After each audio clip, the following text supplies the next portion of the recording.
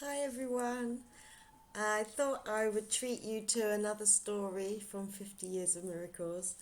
And this one, actually, Sam mentioned this parable in the I Am Sam episode that wasn't recorded. So you can listen to this parable here.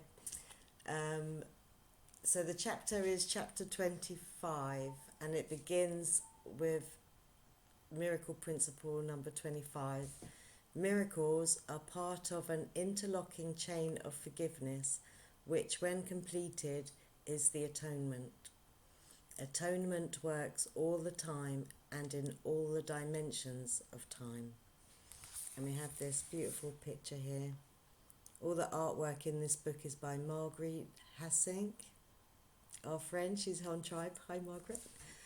And this chapter's called Worldwide Wonder. In the parable of David, I was very shy at the beginning, a kind of quiet, timid, private person, and so Jesus was always wanting me to give love freely, to extend freely, and radiate the light freely, and then, surprisingly, to publish it to the world. That is why we use the symbols of the age we live in.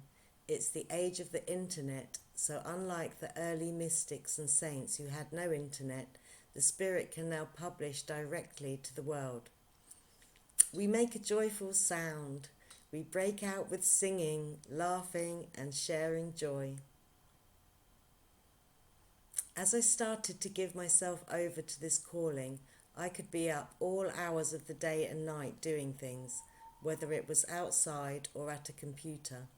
A lot of it was communication, more communication than I ever imagined was even possible.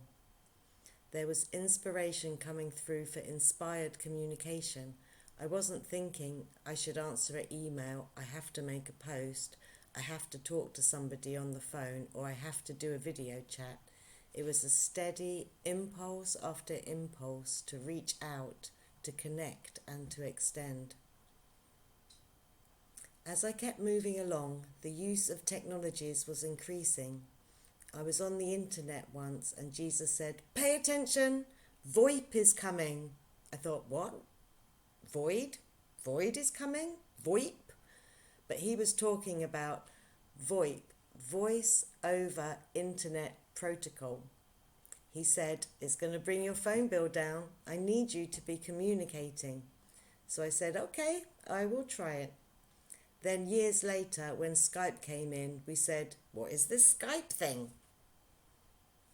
I have been publishing this love to the world for many years, and it was all just given from the Spirit. Jesus taught me early on, "Freely you have received, now freely give." Sometimes people aren't aware of how freely available the teachings have become. They are published all over the internet in writing and digital form, in audio and video form, in all kinds of podcasts and YouTubes, and on and on. We have held gatherings in many countries where we shine and shine and share and share. So if there's anybody saying, "Well, you went into the forest and you came out happy. I wish you'd left a few breadcrumbs." The teachings are all around for everybody to find. They are sprinkled all over the place. You don't even have to look that hard to find them. All you have to do is have the willingness to see the first few breadcrumbs and then open your heart to feel the guidance inside of you, wanting to guide you and wanting to lead you. Then we take the road less travelled. For me, it doesn't matter if I have 50 emails. The number doesn't matter. I just pray, and if I am guided to pick out 2 or 3 and respond to those, then that is everything. I have never felt a sense of coercion or a sense of duty. It isn't fun to feel that you have a duty to serve the Holy Spirit like an obligation.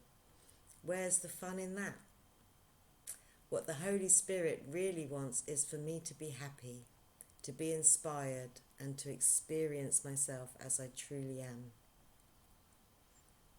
With most of the tasks that the Holy Spirit would ask me to do at the very beginning, even just to talk to someone, I had trepidation, fear and doubt arise because it was so out of pattern from the way I was living my life before. Yet I still followed, and I felt little bursts of joy after I got off the phone with someone, visited someone in hospital, or paid a visit to their house. I was just swelling with joy because I listened and followed, even when the ego was saying, "Stop! Don't do it! You're going to lose your autonomy if you do that. You're going to lose your individuality if you keep following that little voice." I kept at it because I like the joy that I get when I'm following guidance. I like the feeling, and I want more of that feeling of joy. I just lost myself in that joy. You could say I lost my ego in that experience. It's like a train of thought. Impulse is a good word for it, and it will come as a very striking prompt. For me, it wasn't like "you are love" or "love ye one another." I get very specific prompts, and it has made my life fun and so easy. I don't think I would have followed it if it didn't have any practical day-to-day benefit. Next chapter, the only course student in Belgium. There are no chance encounters. Every single encounter we have has been brought together by Jesus, JC Central, or Central Casting as we call it. He is casting all the characters, and I just listen and follow. I get intuitive feelings like "call so-and-so" and "invite so-and-so." Many years ago, I got an email from a woman who said, "I am the only course student in Belgium." And then the very next day, I got an email from a man who said, "I am the only course student in Belgium." You know, it really gets my attention when I get that kind of email on consecutive days. I emailed them both back to say, "Listen, I think you two should meet up for coffee if you think you are the only two course students in Belgium." Well, they did meet, and then they found a third, and the three of them met. They emailed me to say, "We have decided to invite you to Belgium, and we only have one question. The question is, can we keep you or do we have to share?" I wrote back, "Share!" So they travelled around, meeting up with some other students of the course, and soon they found out that they were not the only course students in Belgium. They also found an American woman living in Belgium with her husband who was born there. They had a farm, and by the time I got over there to visit these two students, people had gathered from 7 different countries to their farm in rural Belgium. And this was all started with those 2 emails I was sent saying, "I am the only course student in Belgium." I didn't count how many years I have just enjoyed having telephone chats, Skype video chats, and one-on-ones over the internet. Now I have friends in many different parts of the world. Over 20 years ago, I bought my first domain name, global-miracles.net, and now we are hosting Global Miracles gatherings with guests from all over the world. This is a mystic community of the mind, and we are now joining on Zoom, where we all have our own little rectangle box, which is like our digital presentation to the world.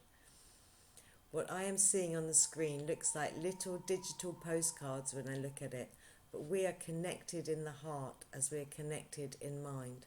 We are connected in the joy and laughter and in happiness, and nothing can change that or take that away. When we talk about community, we are not talking about the physicality of things. We are actually really talking about a clear, clean, open mind and a state of contentment and happiness.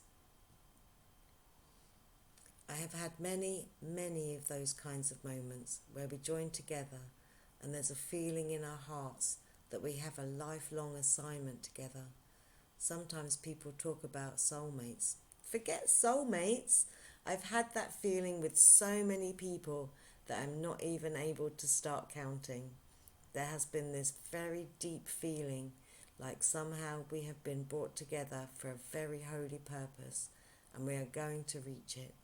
We are going to go all the way to it.